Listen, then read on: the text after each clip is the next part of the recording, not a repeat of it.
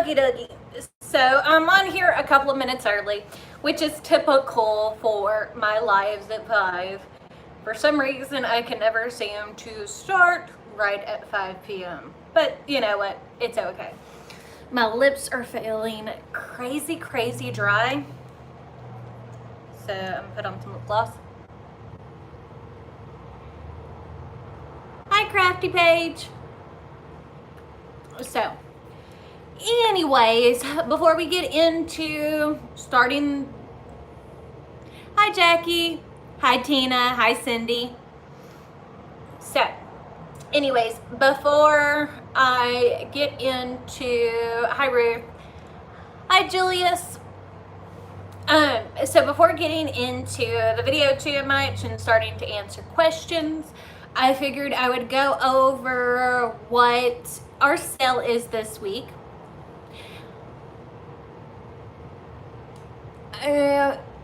Infamous Bliss, hi. Hi Jane, hi Deb. So this week on sale on our website is, hi Kay, our Easy Weed and Wooden Pick. They're normally $5.95. Hi Christy, they're on sale for $4.45.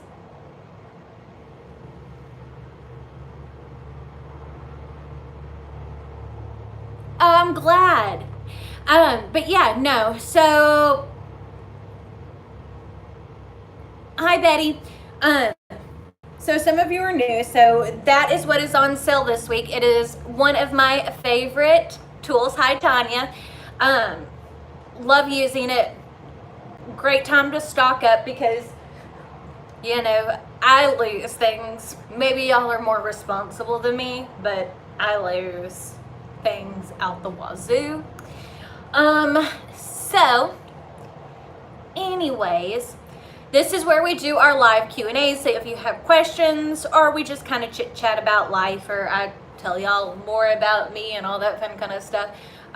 If you have any questions, let me know. So yesterday's video was a little bit different, and that was because I kept getting a lot of questions on why I didn't use. That's always good that you haven't lost your tool yet. I mean, it is my favorite thing in the world. But why I didn't use the Silhouette Studio or Brother Scan and Cut or the Cricut Design Space, why I used Corel Draw. Well, in my personal opinion, that especially if you're wanting to do this at a professional level, you need a good art program. And Inkscape works. It is not my favorite. I would definitely invest in an art program because you can do a whole lot more with it, and you're not limited to one machine. Because let's look at it this way.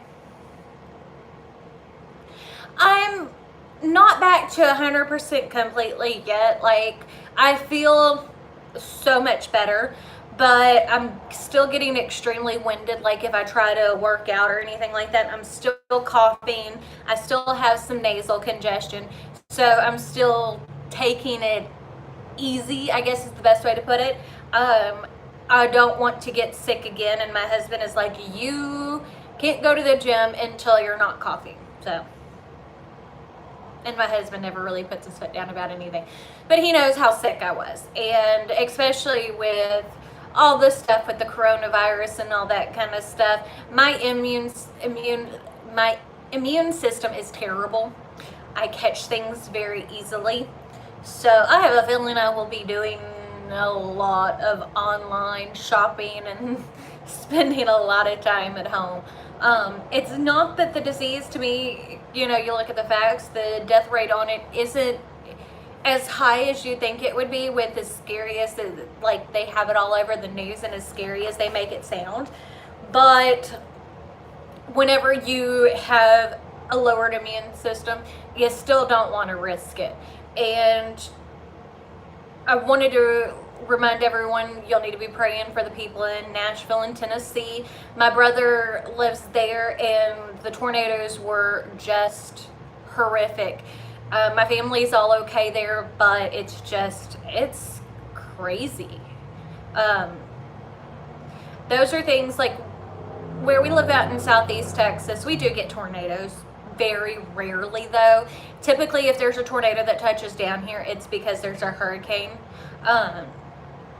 There are certain areas, like I lived in Oklahoma when I was a kid, and I love Oklahoma, but I won't live there again because tornadoes scare the crap out of me. They're so unpredictable. Earthquakes are another thing that I don't ever want to deal with again. Like when I lived in California and dealt with an earthquake, I was like, nope, this is not for me. I would much rather live on the coast where I deal with hurricanes, because at least whenever a hurricane's coming, you got plenty of advanced warning. You know that you need to leave, and you know roughly how powerful they're going to be and things like that. And to me, that is something I want to know if I need to get my honey out of there. You know, when a typical spring storm happens and the tornadoes can get so out of control, it is kind of crazy to me. So that is not where I want to live. Just kind of off on a tangent. And I know that people have lots of different things that they have to deal with, don't get me wrong. It's kind of like, I guess, the devil, you know. You kind of get used to dealing with certain types of events, and those are easier to deal with than others, I guess. Maybe. I don't know. Ugh, I have a headache right now. But I wanted to do the live, answer any questions. Hi, Patty. Hi, Beverly. But yeah, so there's lots of new faces. Tomorrow is the scrap box drawing. No, I did not purchase the Cricut Joy. And this is my personal opinion on the Cricut Joy. You can take it or leave it. I think, especially if you have a big Cricut, I don't think you need it. I think it is kind of a silly purchase. And again, this is my personal opinion. You can't really use it to do a whole lot. Yeah, it'll cut super long things, but so will a professional cutter, or a silhouette or things like that. But it will only cut like this wide, and then you have to have special materials on top of that. That is the thing, and I will say this to no end, that drives me nuts about Cricut for pretty much everything. It feels like when you do the, yeah, see, hi John, yeah, to me it's not worth the money, and in the least little bit, it's nothing to write home about. And Cricut, whenever they do stuff like this, you have to use those specific products with it, okay? And Cricut products, like whenever you're looking at Cricut vinyl and stuff like that, it's expensive. And I don't think it's worth it. Like, their machines are great quality. Hi, Miriam. But the problem with it is, you know, what are you buying it for? You know, oh, well, I can make cards with it. Well, if you have any other Cricut, like a Cricut Explorer, Air 1 or 2, yes, we have several large standing vinyl cutters. So I have a Roland GX24, which is a 24-inch vinyl plotter. So, and whenever I say 24-inch, it will cut 24-inch wide materials, and it will do lots and lots of feet. It's like the infusible ink. Yeah, the infusible ink, you're better off saving your money and buying a printer that'll do the same thing. Because whenever, and I know I went and bought infusible ink products, I spent $200 on infusible ink products just to see, because everybody was like, well, no, it's not sublimation, it's different. No, it's not. The products were way overpriced, period. I mean, you can think different if you want to. It's your opinion, it's your money. You spend your money how you want to. But I'm not in the market for wasting my money. I did go vote today.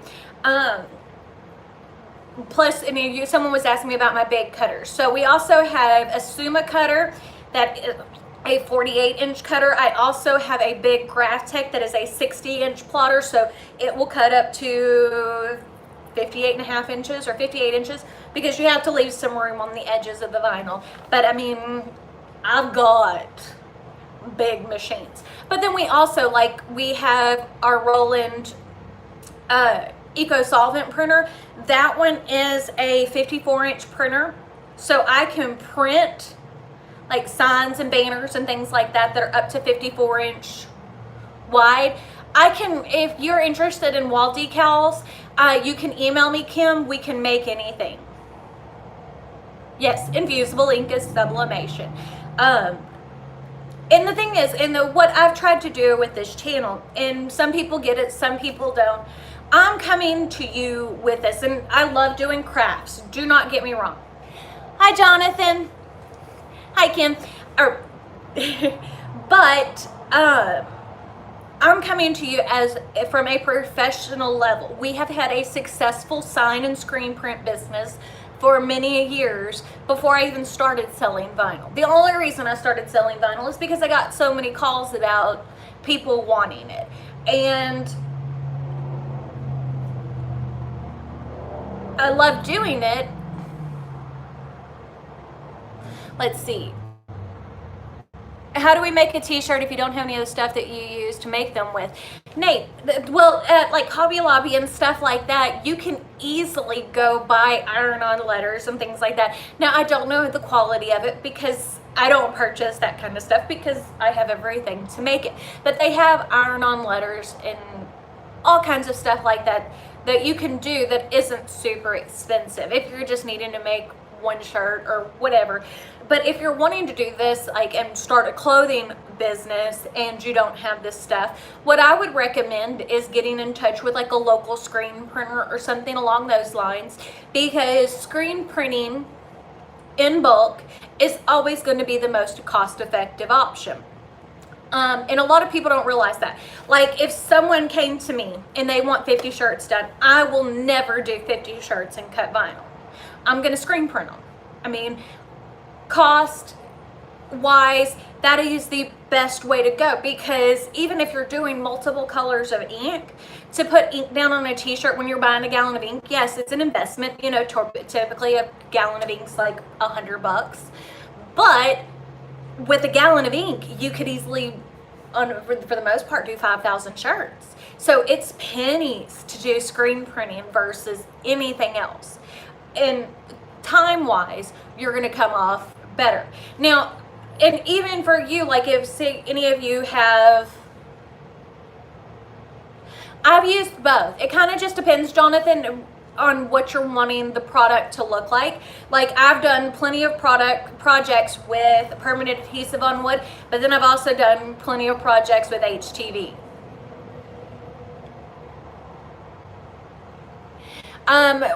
For HTV, now Specialty Materials has some of the glitter colors in Thermoflex that are a smoother finish, but there are not as many colors. The most popular thing for glitters are the textured glitters, honestly.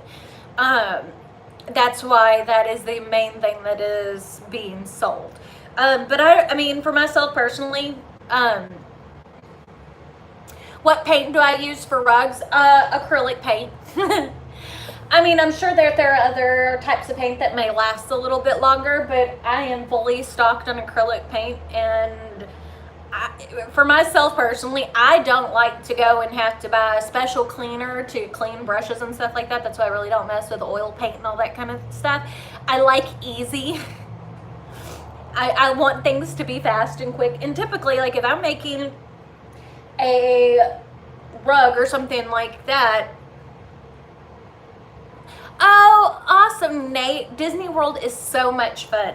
Speaking of Disney, y'all know we were planning on going to California this summer to go to Disneyland. We are going to put that trip off, at least until we kind of have a lay of the land of what's going to happen with the coronavirus. And not because I'm super worried about it, like I'm not going out and stocking up on toilet paper from Costco, which I know people have. Like, I've seen it on Facebook where like Costco is sold out of Costco was sold out of toilet paper for a week. I was like, wow, that's a crazy amount of toilet paper to sell. But as I've said, as y'all know, I have an autoimmune disease. I have fibromyalgia. And a lot of times when you have autoimmune diseases, you get sick and you stay sick. So I don't want to risk me getting sick. You know, in a place that is such a big tourist attraction where there's a lot of people coming in and out of from other countries, and with the high incubation level for the coronavirus, which even with the testing that is available for it, it can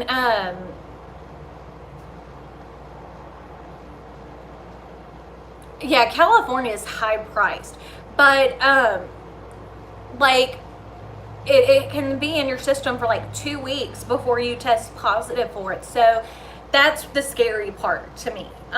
So I don't want to risk it being in a place, because, you know, that's where measles got spread and stuff like that. Now my family is all caught up on their shots.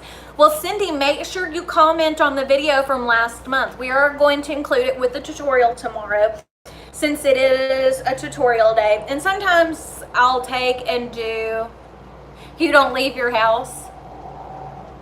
Yes, see, I mean, and that's the thing about it is, I'm not a fear monger. I don't want it to seem like that. I'm not like, oh, the end of the world's coming or anything like that in the least little bit. But I'm also, you know, I wash my hands 50,000 times a day. I got kids in school, you know, that's how things get brought around a lot of times, and I just don't want to risk it. You know, if I'm super duper sick, y'all wouldn't see anything from me, which, you know, anytime I've gotten sick or haven't posted in a while, I get so many Facebook messages and emails and things like that, because people are concerned. And I appreciate that, you guys. You don't know how much I appreciate that. But on the same hand, there's no reason to put yourself at risk. Like, again, certain things, it's smart not to be in an area where there are 100,000 people. Let's see. Yes, see, Cheryl, it's definitely not worth the risk to take a chance. Harley, if you take and look through, I have several videos on starting a business and things to get started, things to think about, all that kind of stuff. So I have lots of videos on starting your own business, because as I said, where my channel, I feel like it differs from a lot of people who are doing stuff on YouTube that are in the same kind of vein as mine, is I'm coming at this from a completely and utterly professional level. You know, yes, as I said, I love to create crafts with my Cricuts and all that kind of stuff, but I'm also going to give it to you straight that if you're wanting to start a business doing this, you know, there are certain things that I would definitely recommend over others. Especially like as far as it's,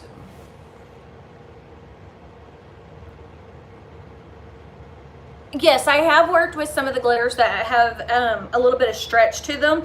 The one problem that I have with those are, I forget the brand that I had that did it. It broke. Like whenever it got stretched too much because it had a glitter texture to it, it cracked, and I didn't like that. But yeah, a lot of times with vinyls and things like that, I mean, I haven't tried every brand out there, but I have tried a lot of brands.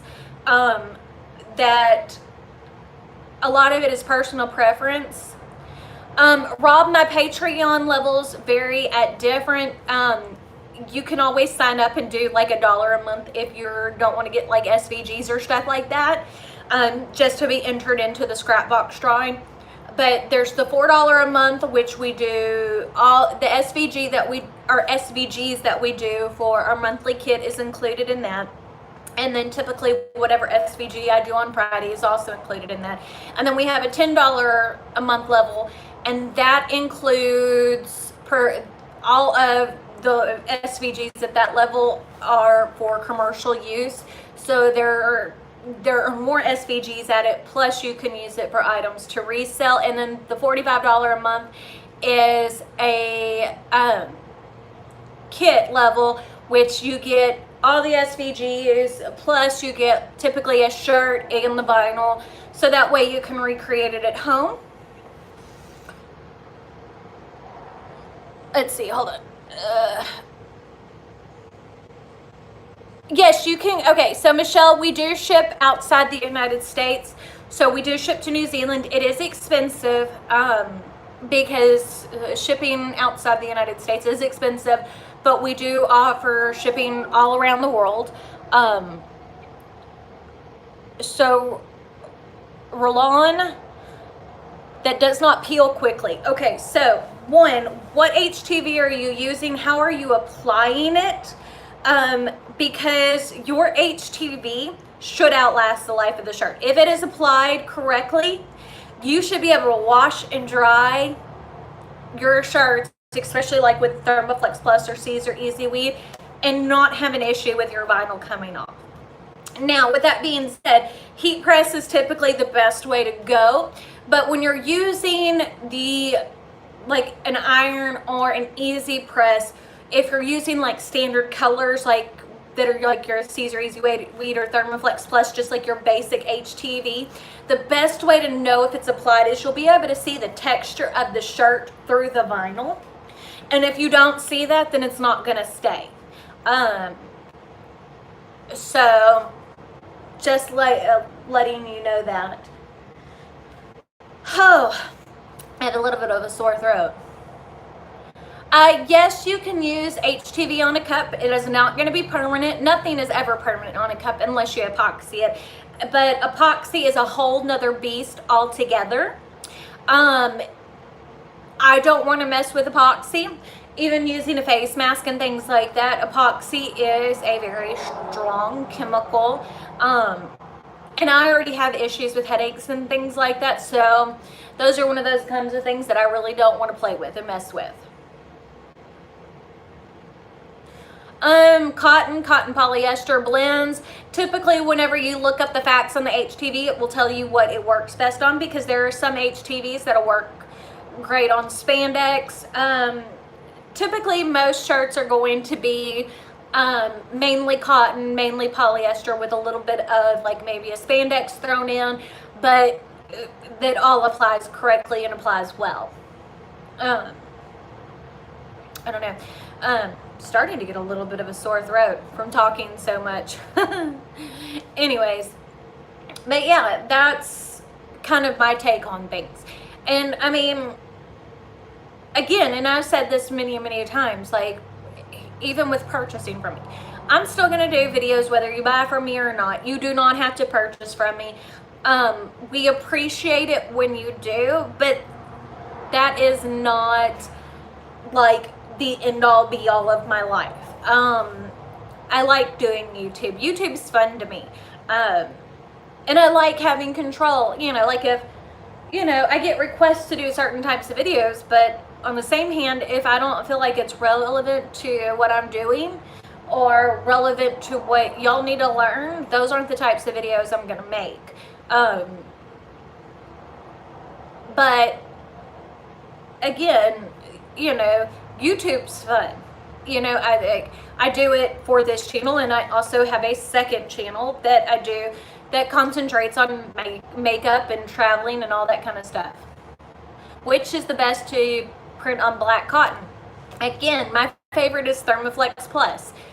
Caesar Easy Weed's great. Stahl's has great vinyl. So it kind of just depends on what you want to use. They all are, I mean, pretty comparable. Part of the reason why I use Thermoflex Plus, and I've said this many a times, is one, I like the washability of it. I like when I wash it that my vinyl doesn't get all crinkled up, and I've had that happen with the Caesar Easy Weed. That's why it's not my favorite. Plus, I like the true matte finish of Thermoflex Plus versus, I'm not a big fan of shiny, unless it's glitter. Which, you know, y'all probably are thinking, you're not a fan of shiny? The girl who is obsessed with glitter and all that kind of stuff. But, you know, that's kind of my personality. You know, I was talking to my mother-in-law about that earlier. You know, when people meet me, they think I'm one way because, yes, I love glitter. I love makeup. Pink is my absolute favorite color. People think, oh, she's a girly girl. Which, yes, I am very girly. But what you may not know is, like, I'm not a big rom-com person. I don't like lovey-dovey movies. If I'm watching a movie, typically it's either going to be Disney because I'm obsessed with Disney and I love their storytelling, or I'm watching a horror movie. Like on Sunday, because last weekend we were supposed to go bring the kids to see Call of the Wild. I bought tickets. The theater, their electricity went off, so I brought them this Sunday to go see the Call of the Wild. Great movie, by the way. But I loved the book when I was a kid. And then also later that evening, because we had already planned and had purchased tickets to go see The Invisible Man on Sunday as well, we went and saw The Invisible Man as well, which is right up my alley. I love horror movies. I have not seen Spirited Away. I need to look that up. For Caucasian skin color, the best color to use is cream. That's part is shipping cost. Tina, are you in the United States? If you're in the United States, we do offer free shipping on orders of $100 or more, or $99 or more. I always say 100 because I am that person. I will be the first person to admit, like if I'm ordering stuff online, for the most part, yes, Canada, shipping costs to Canada are so expensive. I don't understand why Canada is expensive as it is, but it is. I really wish it wasn't. But I lost all train of thought. But yeah, but I mean, it's anywhere. Like I ordered some makeup from Cleona Cosmetics. They're a Canadian-based company, and I'm still waiting on it to come here, but the shipping costs were absolutely outrageous. But, you know, I paid it because they have, we do have some standard shipping boxes, but most of them are kind of custom because a lot of the items that we ship are oddly shaped. So there's different ways that we package things, and so yeah, that's part of the reason why it can be expensive. Like, because the rulers are so long and things like that, even though it's a light object, it can't be shipped as like a standard letter, so it costs more. That's part of the reason why it's kind of a pain in the hiney. But, oh yeah, what I was saying about shipping. Yeah, and a lot of times it's more expensive to have things shipped than it is for the cost of the item. I had to order some parts for my pre-treat machine, and they came from Germany, and the shipping on those was outrageous. And I mean, the parts, there were some nylon sliders, teeny tiny little things. And I was like, the part itself was outrageous, and then the shipping was outrageous. And I was like, it is a box this big. Why am I spending $30 on a box this big? But I mean, I get it because we ship internationally, and I know the cost of it. And we don't do enough international shipping at this point that we can broker deals with like FedEx and things like that to get the cheaper shipping rates. But what I was talking about was free shipping on items. Like, I am that person, and I will always be this person, that whenever I'm ordering stuff online, like if it is a $50 minimum for free shipping, I would rather spend extra money to get free shipping than to pay shipping. So I don't know if that makes me weird, but you know, I will always spend more money to get the free shipping versus paying for shipping. But yeah, I mean, that's what I'm saying is, yeah, I'm definitely willing to highlight different creators. It's just so far I really haven't had anybody reach out that isn't like a massive company that wants to feature designs and things like that, because I mean, y'all know I love highlighting small businesses. I spend most of my money when I'm shopping and things like that with small businesses. I would rather shop small boutiques, indie-owned makeup, that kind of thing. I love supporting those types of businesses, because I know how important it is to keep the small businesses afloat. Because let's face it, Amazon, if they lose me buying from them, is it going to hurt them? Probably not. But if I use that money and shop with a smaller base company, that helps them a whole lot, you know. And I completely get that, because I am a small business, you know. Our town, if we didn't have online sales, is only 17,000 people. I mean, so you think about that in the grand scheme of things. How many of those people are going to be crafters? Or how many of those people are going to need bulk order screen printed shirts? Yes, and it also goes back, you're right, into the local community. Local small businesses donate more money to schools and fundraisers and things like that than big businesses most of the time. And a lot of people don't think about that. They think about, well, what's cheapest? To me, what's cheapest doesn't matter to me. I mean, and that sounds like I have all this money, and I really don't. I mean, we do well, but I mean, my husband doesn't work for my company. One, to keep insurance and things like that, he has to have an outside job, because providing insurance through my company for my employees is so outrageous. But I'm lucky that my employees have spouses that have outside jobs, and that's where they get their insurance and things like that from. Like if I had employees that needed to provide insurance, I would figure out a way to offer insurance to them.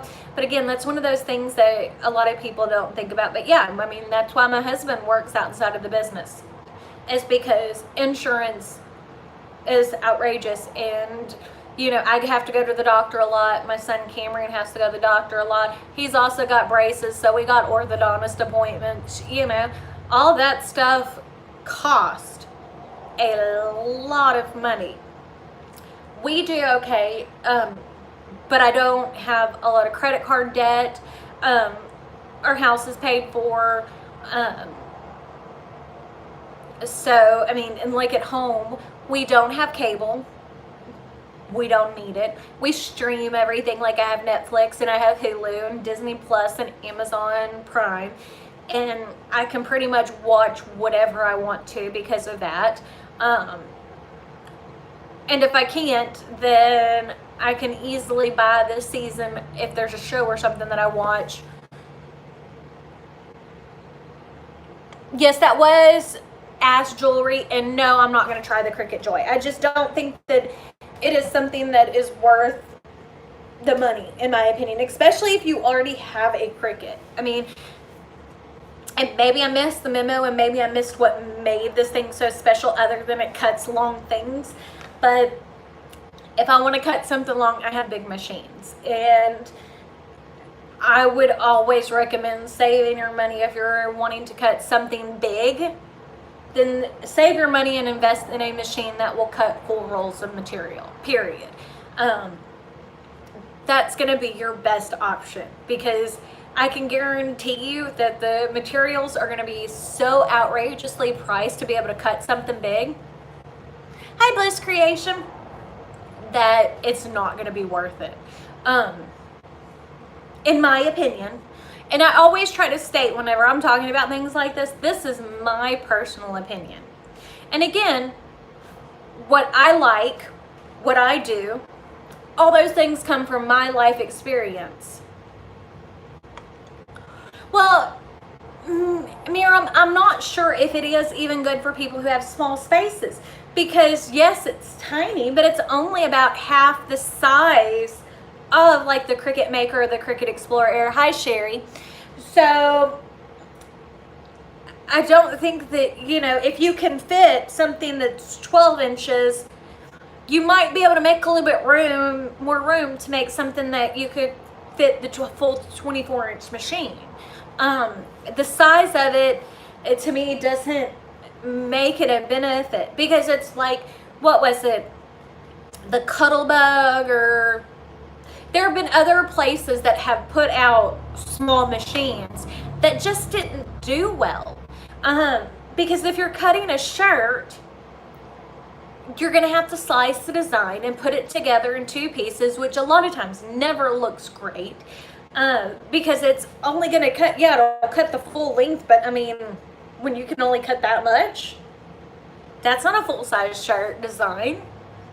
You can't make a lot of big items with it. You can make long things, but if it's anything over that, you're going to have to be sitting there trying to piece things together. So I mean, I just don't feel like it's worth the money. But again, what I think's worth it may be completely different than what you think. Aw, thank you, Bliss. Love you too. Because it's, and this is a great example. Like, and I've talked about this with my mother-in-law on many occasions. She thinks the amount of money I spend on makeup is ridiculous. Most people probably would think that the amount of money I spend on makeup is ridiculous. But that is my hobby. That is what I love. Crafting and things like that, that's my job. So yes, I spend a lot of money on that as well, but that is work. She'll go and spend $5,000 on a sewing machine or an embroidery machine and not think anything about it. Would I do that? No, I think that would be a waste of money for me. I don't enjoy sewing, you know? So I wouldn't spend the money on it. So what you think is worth it may be completely different than what I think is worth it, because we're all different people mentally. And plus, on top of that, like, another reason why I don't mind spending money on like makeup and stuff like that, because if I find something I don't like and I want to declutter it, 1, I donate it. 2, yeah, see, well, and see, hold on. But the thing is, even with like the greeting card, you can create all that. If you have an Explorer or a Cricut Maker, you can do all those same things to make a greeting card in all of your machines. Yes, you only live once. Spend the money on what you love. Exactly. And like, as I said, like, whenever I'm done with makeup, I give it to my mother-in-law, I give it to my daughter, I give it to my sister-in-law. I like pie too. Well, only certain kinds of pie. I do not like fruit. Now, this is probably something strange that you probably don't hear from many people. I don't like fruit. I don't like apples. I don't like bananas. I don't like anything fruit flavored, other than possibly sometimes I will eat a raw lemon. I love lemons, and I love limes because they're sour. If it's fruit flavored, it has to be artificial. Like, I like candy that has fruit flavoring if it's artificial, but I don't like fruit. You will never see me sit down and eat an orange or anything like that. It's not my thing. But I love all types of vegetables. Like yesterday for lunch, I had leftover Popeye's green beans for lunch because I had a big thing of them left. I'll eat the heck out of some vegetables. I love Brussels sprouts and cabbage and asparagus and peas and all that kind of stuff, but I don't like fruit. But like, as far as pie goes, I I'm Southern, pecan pie. Can't live without pecan pie. If it's a holiday, gonna have pecan pie. Buttermilk pie, if you've never tried it, you don't know what you're missing. Buttermilk pie, it sounds gross, absolutely amazing. But typically, if I want something sweet, I love cupcakes. Not really a big cake person. I like the bite-sizedness of a cupcake. I love brownies. Cookie brownies, where you've got chocolate chip cookie mixed with brownie. Absolutely amazing.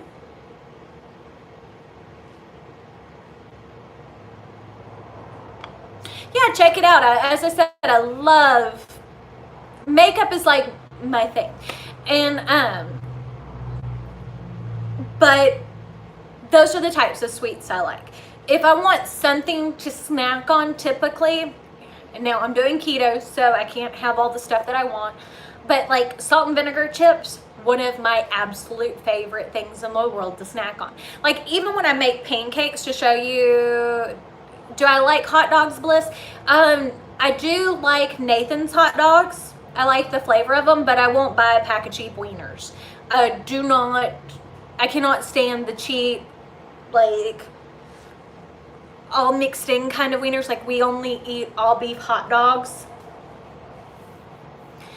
Well, part of the problem is, Jackie, with keto or anything that I've been doing lately is all the medicine that I was on for my fibromyalgia has completely and utterly screwed up my metabolism. So, and even talking with my rheumatologist and things like that, getting off the medicine, it is taking some time to get my metabolism kind of back to where it was. No, I do not like no-name wieners. I will not buy them. Nathan's are the only hot dogs. Nathan's and Hebrew Nationals are the only ones that I will buy. I am very particular about what I eat. I'm a very picky... Hi, Vonda! But yeah, I'm I'm a picky eater. Like, I don't eat tomatoes. I don't... So like if I eat a salad, have you been picky without food? What do you mean without food? I'm picky in general. Like I like what I like, and that's what I'm going to do. If you haven't noticed, I am kind of an opinionated person.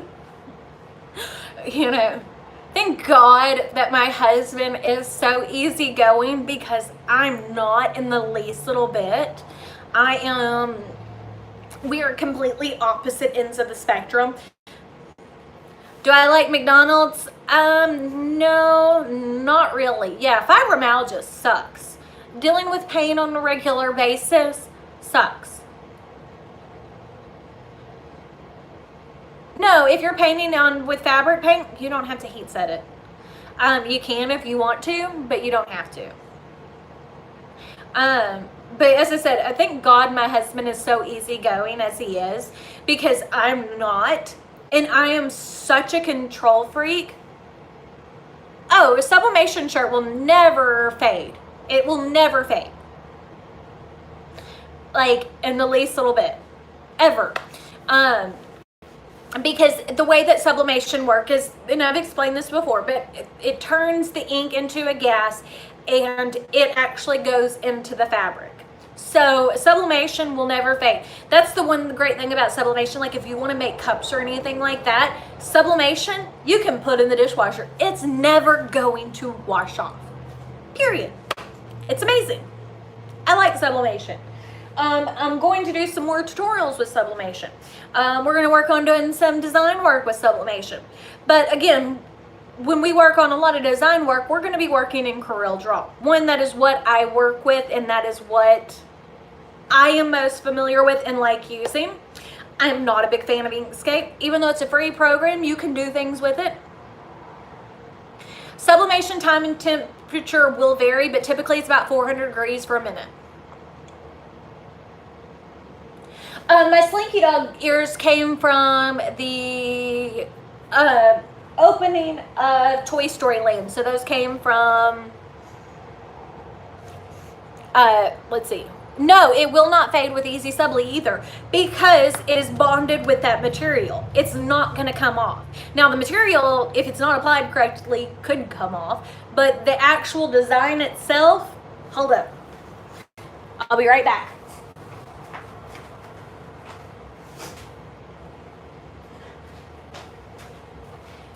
Oh, wrong shirt.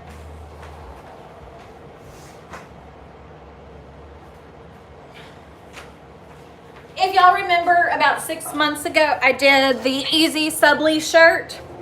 This thing has been washed a lot, probably at least 20 times. That's what it looks like. Still on there, still looks great. Now the thing again that I don't like about the Easy Subli is it's kind of, to me, the Cricut Infusible ink is way overpriced, period. Well, and see, like, y'all know, I love Disney. There are so many new ears coming out, and it kind of stinks that I won't be at Disneyland or Disney World this year. Sorry. As I said, I seem like I'm 100%. I'm still not completely 100%. Again, with dealing with an autoimmune disease, when you get sick, it takes you so much longer to get over it. And I don't know if it's age too, because when I was younger, it seemed like I'd get over things very quickly. I mean, I'm not old by any means. I'm 36, be 37 this July. But, you know, but there are so many new ears that I'm going to miss out on because I'm not going this year. We were going to go this summer, but now we're not. Ugh. You blame everything on age. Some things I do. It's kind of like, again, I was saying earlier that I'm very opinionated and kind of controlling and things like that. Things have to go my way. And a lot of that I attribute to my childhood. My childhood sucked. I dealt with an abusive family and things like that. Now, when I talk about my brother and sister, y'all have heard me talk about those. I haven't actually ever met in person. We just found each other last year from doing a DNA test. One of like the ancestry DNA. My nephew had taken a DNA test, and he was like, "Hey, are you so-and-so's daughter?" And I was like, "Maybe, I'm not really sure." But so that's not included when I talk about my family like that, because most of the people that I'm blood related to are no good. And growing up worrying if bills were going to be paid, if when we came home, if we were going to have electricity, if there was going to be food in the house, because alcohol was more of an important purchase than paying an electric bill, made me very controlling.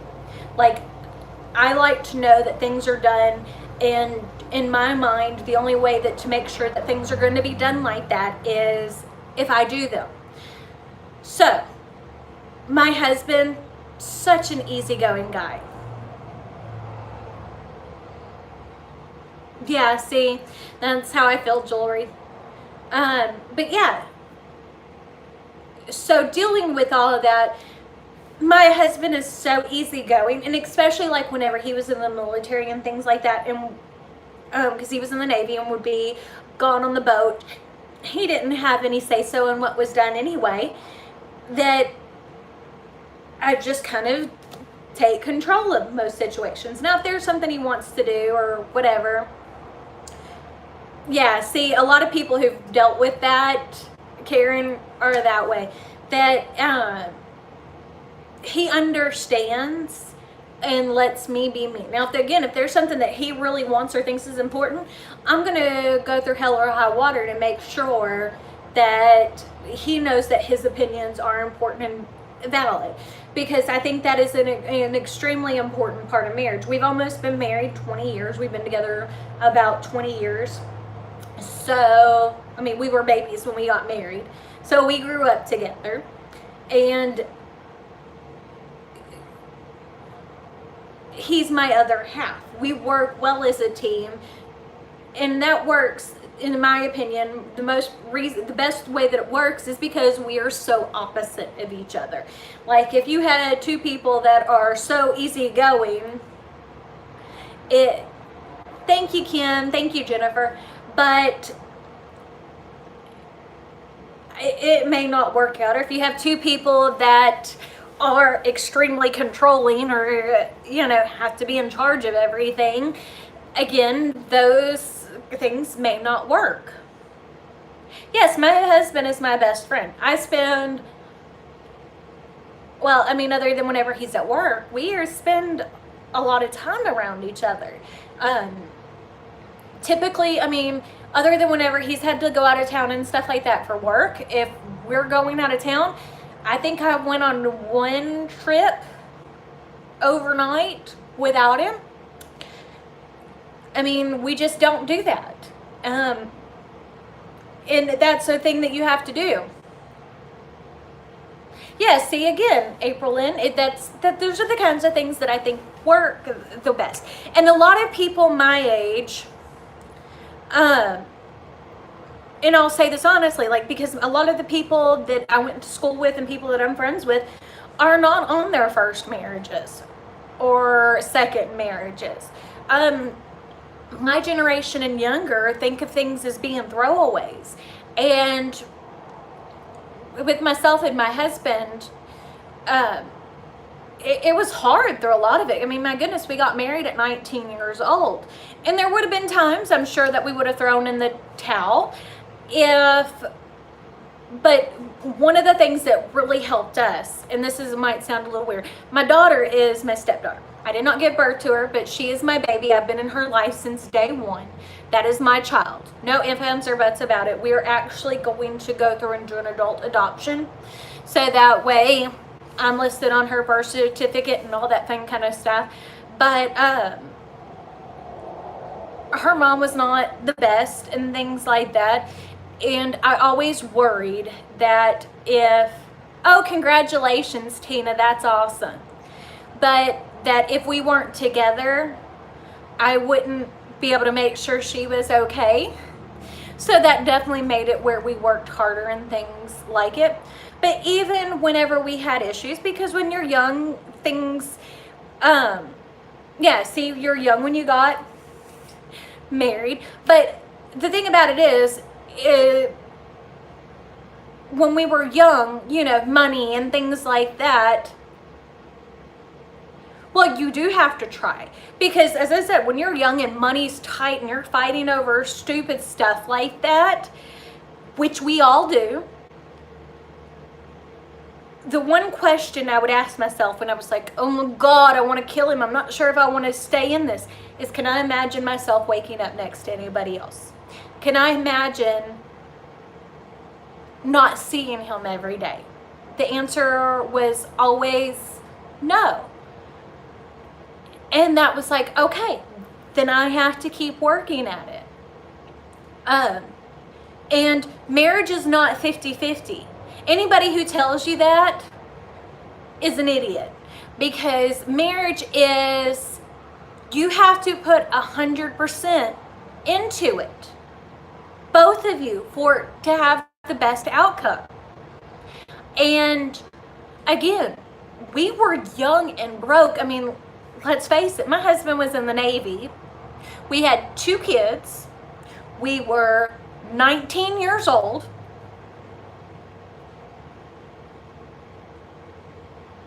Well, see, Jennifer, me and my husband have always had that open communication,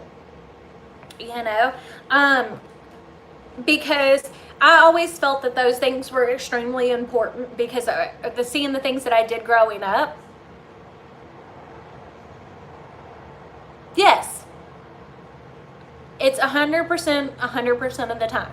Now, I'm not going to say that there aren't some days that, I'm not completely and utterly moody and can't be me. And when I was younger, I was much worse about things. And I'll be the first one to admit it. I'm great at pushing people away. Growing up the way that I did, people leave. People don't stay. And never seeing what relationships were really supposed to be like. I could throw some major insults. And he would just love me anyway. And that's what made it so important and made things work the way that they were supposed to. Was that we both saw how important it was. Not to get sappy or anything like that. And those are the things, like I tell Nadia, because she's in a long-term relationship. Her and Blake have been together since she graduated, which will be 2 years. Yeah, I mean, we all do, Jackie. We all come with baggage. from our childhoods and things like that. Even if you had a perfectly happy childhood, things can affect you, and everybody's different. What might be my breaking point may seem like cake to someone else, or something that I think, oh, why are you getting worked up over that, may be completely and utterly devastating. Yeah, divorced parents are never fun, but you have to look at things, you can't look at things just from your perspective. Well, thank you. I love my kids. My kids are my life. My husband's my life.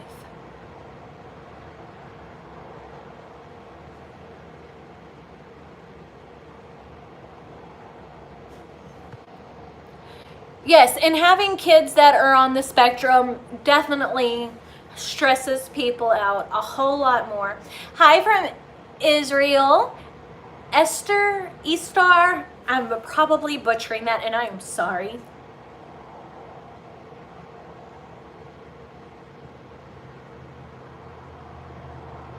Aw, I love hearing that.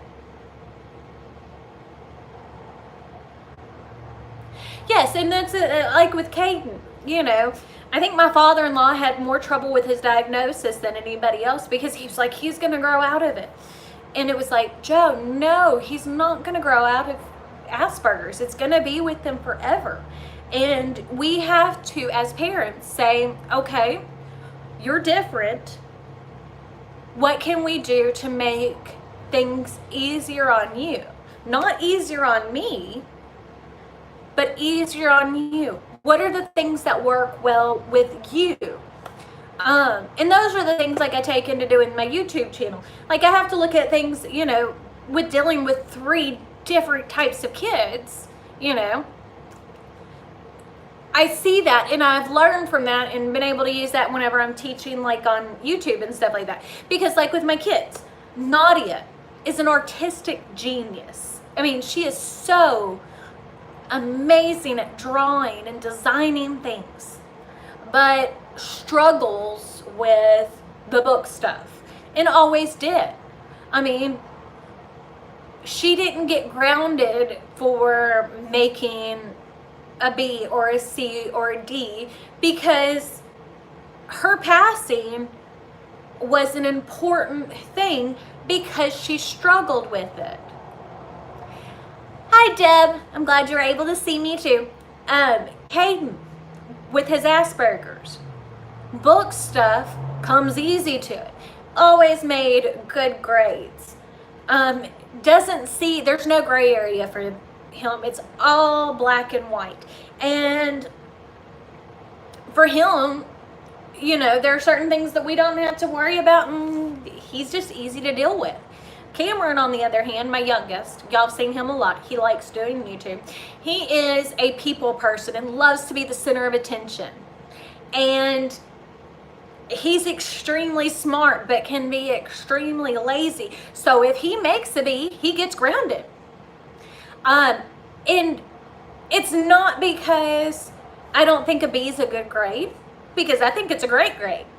But because I know how smart he is, and I know whenever he applies himself that straight A's are easy and nothing for him.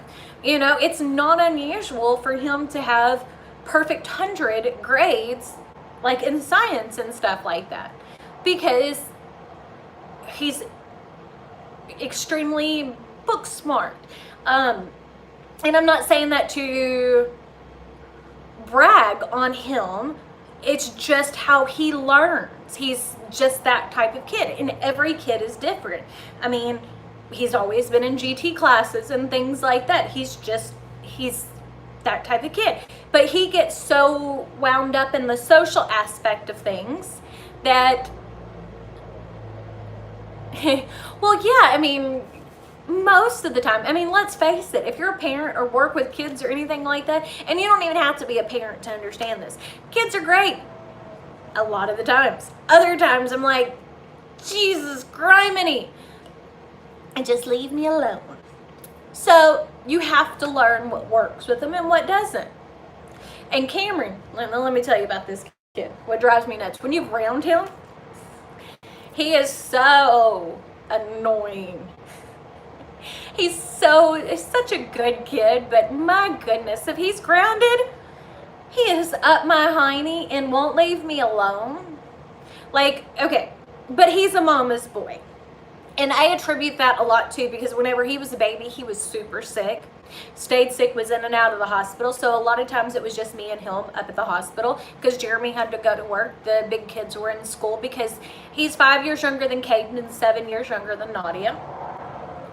And he was so sick most of the time, like even whenever I worked, whenever he was a baby, he would come to work with me at the sign shop because if he went to daycare, he was going to catch something. And we would pay for daycare, and he would maybe go once a week because they have to be fever free for 24 hours before they can go back. So we were lucky if we could get a day out of him. So he's always been up at work because that's what made it easier. And again, working with family and things like that, it made it possible for me to do things like that. Not everybody is that lucky. But like this coming up summer, not this summer, but next summer, I just signed up because Caden, through his, or Cameron wants to go on the Washington, D.C., New York trip with his schoolmates at the end of 8th grade. He's in 7th grade now. But he was like, I want you to go with me.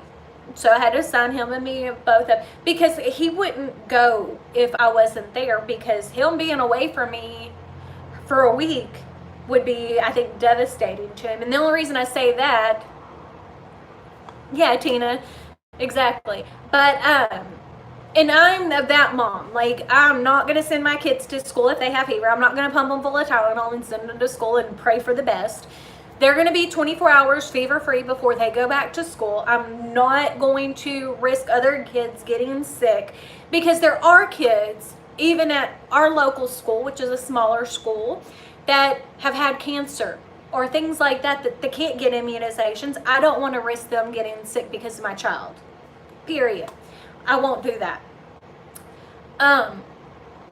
But Cameron, if he goes and stays the night at a friend's house, he'll stay one night. If he gets invited for a second night, he's not going to do it. He wants to come home. Yeah, and see, and that is me on my soapbox for it. You know, like today I went and voted, and one of the things that they were asking was, should healthcare things be left up to the parents? And where that is coming from is the anti-vax thing, people not wanting to get their kids vaccinated.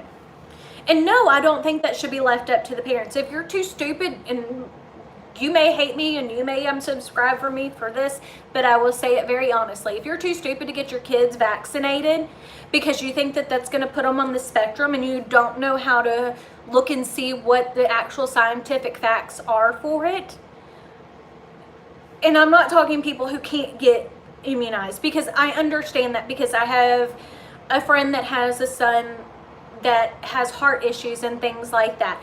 He cannot get immunized. I had a friend whose daughter died from cancer, but before that, when she was in treatment, couldn't get vaccinated. They depend on the rest of us to do it, to keep them from getting sick. Infants, things like that. And my generation, let's face it, we don't remember the deadly diseases. I'm 36 years old. The worst thing I had to deal with as a kid was chickenpox, and it was terrible. I remember having it. I had it so bad. I've still got scars on my body. I had it bad enough where I had them like inside my mouth and inside my eyelids and things like that. When I got sick with them, I had them everywhere. Would I want my kids to go through that? No. So they get the varicella vaccine. But even if it were proven, even if it were a proven fact that autism was caused from vaccinations, I would still get my kids vaccinated, because I love my son that is autistic. He is on the spectrum. He has Asperger's. I would rather deal with that than deal with a dead child, because we don't remember when measles and mumps and things like that would kill someone. My birth mother, when she was a small child, because she was born in the 60s, had polio. She couldn't walk. Had lots of issues. Was it 60s? She was either born in 59 or 60. So it was a long time ago. People don't remember that. And that's what makes it hard. When you haven't seen it, it makes it seem like, well, my kid's not gonna get it. But, and the thing is, like, even with measles, yeah, measles may not kill you, but measles, the way that it works, it completely resets your immune system and makes it where you get sick with everything. People don't think about those types of things. That is one of those things I will preach on till the day that I die. Again, if it makes it where you don't want to watch me, I'm sorry. Yeah, look at kids' lungs from polio. Yeah, we get the flu shot. We do what we're supposed to.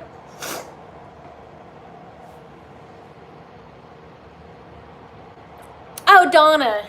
Okay, so yeah, I know who you are. So, again, as I said, that may sound preachy. Well, see, and the thing is, like, even with immunizations for the varicella vaccine, which is chickenpox, getting the vaccination for it now.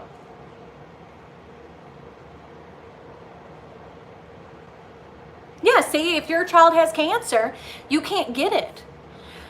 But, like, any older person that's had to deal with the shingles, now I haven't had it myself personally. Yeah, people wouldn't get the vaccine if there was a vaccine for the coronavirus. But, like, and some of you, because I know some of you are older than I am, if you've had the shingles. Now, Lori at work, one of my employees, my husband's grandfather and grandmother both had the shingles. And it was terrible. Terrible. But I'm going to keep my kids protected from it. That's why they got their varicella vaccine. Because if you don't get the chickenpox, you won't get the shingles. Period. And getting chickenpox as an adult, I've always heard was worse than getting it as a child. And those diseases are still around. I mean, measles was almost eradicated. And now it's, I mean, there are so many cases of it. Like when I was a kid, let's see. Yeah, you can't be around, exactly, because a lot of times whenever you get a vaccination, they have live viruses in it. Yeah, see, you can say it, Deb, that the shingles hurt. Why would you put someone through that? Why would you put, yeah, see, you had the chickenpox at 32. And I was like, what was it? It was like 6 or 7 when I had it. And I was out of school, if I remember correctly, I was out of school for like a month. Oh my goodness, that's terrible. Yeah, and I mean, as I said, I was young when I got it and it was bad. And people used to have like chickenpox parties. I got a phone call.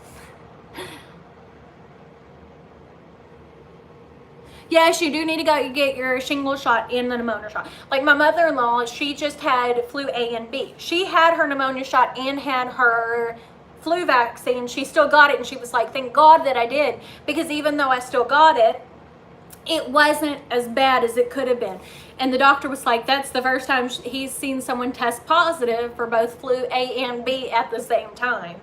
But yeah, I mean, I'm always going to be preachy about that. You need to get vaccinated. There's no reason not to. You need to quit believing everybody on the internet because you're not going to date a French model. Yes, because it was easier to have everybody get it. Yeah, pneumonia is bad. Mary had pneumonia also this year. Oh, goodness. Yeah, no. And I always think back to that because it's like people who believe the earth is flat. I'm like, science. Science. Now, and I get, because science is one of those kinds of things that they don't always want to say a definite yes or no, but they will say the probabilities for this are higher or whatever. Yeah, and see if you're allergic. But again, Susan, like if you think about it, if other people get the flu vaccine around you, like if most of the people around you get the flu vaccine, you're not going to catch the flu from them. Yeah, but that's what I mean. I mean, people will believe anything that they read on the internet, and just because that's on the internet does not mean it's true. I'm sure y'all remember the commercial from a few years ago, again, where the girl was like, I'm dating a French model. I met him online. That was not a French model. Just because someone says it doesn't make it true. And I am a complete and utter advocate for doing your own research. No, the internet does not have a medical degree. And a lot of times it's, well, so-and-so's sister or husband, their child started showing signs for autism after vaccinations. Well, here's the thing about autism that a lot of people don't realize. Autism doesn't always show up when a baby's born. Symptoms develop for it later. Worst symptoms of autism, 2-3 years old, you will typically start to see it.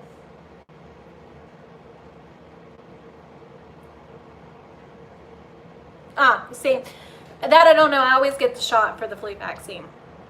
But, I mean, I'm not allergic to eggs and I don't have a problem with it. But what I was saying about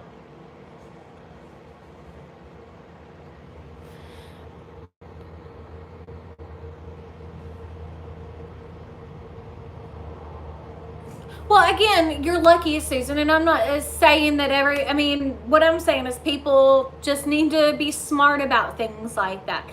Wash your hands.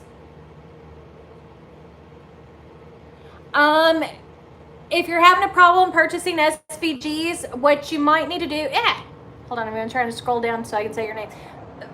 Valdrine, you might need to use PayPal, because sometimes using just regular credit card on it, it will decline it because it's out of the country, but you can use PayPal to pay, and even if you don't have a PayPal account, you can use your credit card through that way. It's just a more secure way to pay. But yeah, I mean, being smart about things, washing your hands, that kind of thing. Wash your hands. But again, you know, like with Caden, I'm not going to blame his Asperger's on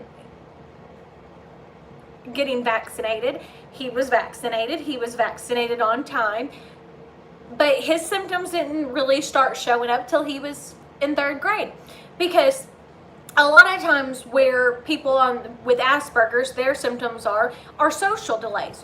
Well, when you're in kindergarten and you're playing next to someone else, you can't really tell. The social interaction really starts to take hold, 7, 8, 9 years old, and that's whenever they can start to see, hey, there's some delays there.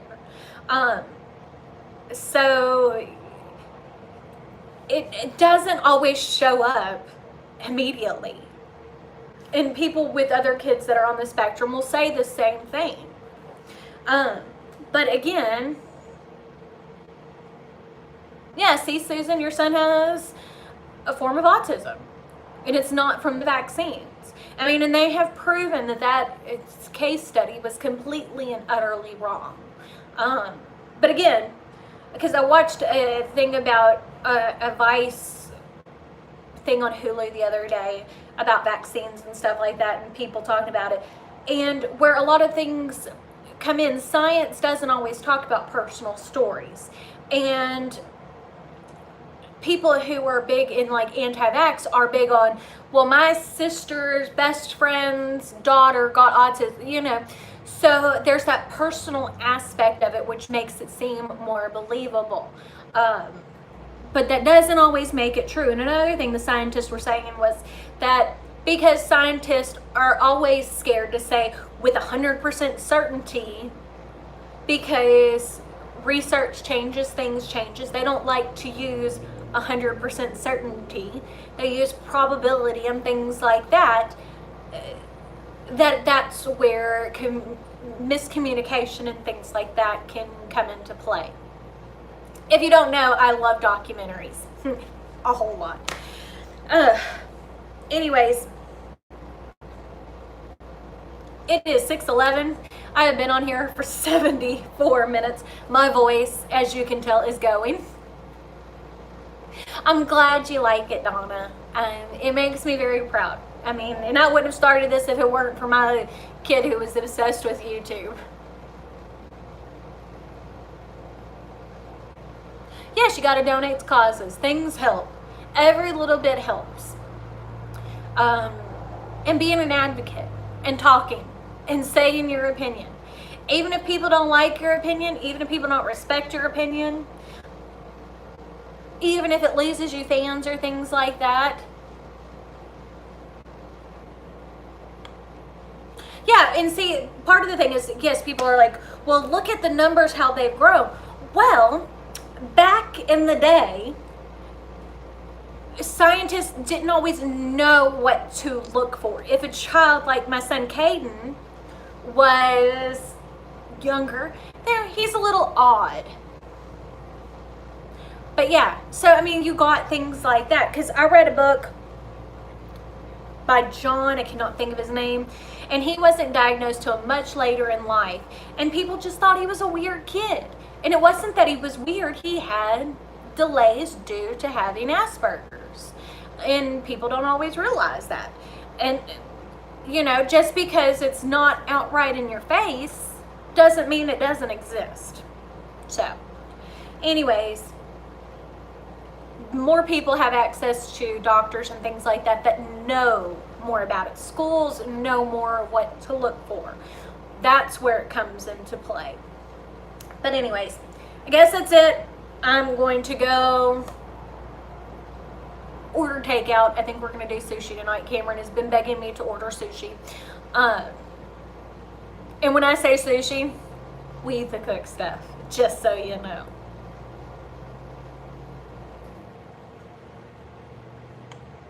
Well, here's the thing about, and you know, I saw that you posted that you don't look down on people who don't vaccinate, Jennifer. The problem with that is, the reason why I believe that it's important to speak up about it is, as I said, I had a friend whose daughter died from cancer. And knowing what she went through when she was scared to send her child to school because what she could catch. And then I also have another friend of mine whose son has had lots of heart issues, had several open heart surgeries, and he can't be vaccinated either. Knowing what they deal with on a daily basis on preventable diseases, the scary part about it is that things weren't there for a long time or back because we're not getting vaccinated is scary. And there are a lot of other countries, Sweden, who everybody talks about as being like amazing for school system and things like that. You don't have a choice. If you can be vaccinated, you're going to be vaccinated. And I don't think that that's a wrong thing. Why do I think that I wouldn't want my kids to get it? I wouldn't want anybody else's kids to deal with it. So, I mean, plain and simple, that's my thoughts, my opinions. Again, my thoughts and opinions are my own, and everybody's are their own. And I'm not discrediting your beliefs. You can choose what you want to. We live in America. That's one of the great things about this country is we have the right to choose. But sometimes we also need to know that we have the right to speak up and say if we think things are wrong. Again, I don't want it to sound like I'm on my soapbox, but I am a little bit on that. And that is from personal experience of knowing kids that could not be vaccinated. Even Cameron, whenever he was so sick, whenever he was little, his vaccine schedule was so off for so long because when he was sick, he couldn't get the vaccines. Especially when they didn't know what he was sick with. For about 6 months, whenever he was about 9 months old, he broke out in blisters all over his body. We brought him to an immunologist, we brought him to an allergist, we brought him to all kinds of specialists. We had no idea what's going on. We still don't know what it is. He still, to this day, breaks out in weird rashes, and they'll say it's contact dermatitis. But typically, whenever he has rashes, he will have fevers and things like that. And I would have done anything at that point to keep my baby from crying out in pain or having his arm, because he was on IV fluids for a long time. As I said, we spent months in and out of the hospital. Like, he would get better for a little bit and they would release us, and then 24 hours later he was sick again and they would readmit us. But dealing with all of that, having his arm taped to like the popsicle stick thingies to keep his arm straight so he could be on IV fluids and didn't pull out his IV, and dealing with all that kind of stuff, I would have done anything to save my baby from that, from dealing with that type of pain.